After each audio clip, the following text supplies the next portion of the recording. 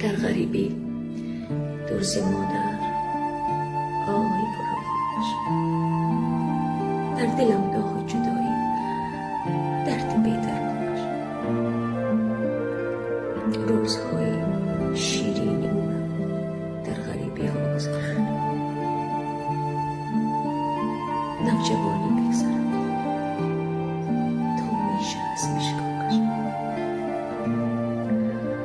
دور ز خویش و اقران یاران برادرهای خود، باری وزنینی غریبی تا بکن چندانش، اشک من دریا نباشد، اشک من دریا نباشد گرچه ریز برزد، اینقدر جبر و جبر تا بکن چندانش. در خیالم لحظه این دیدار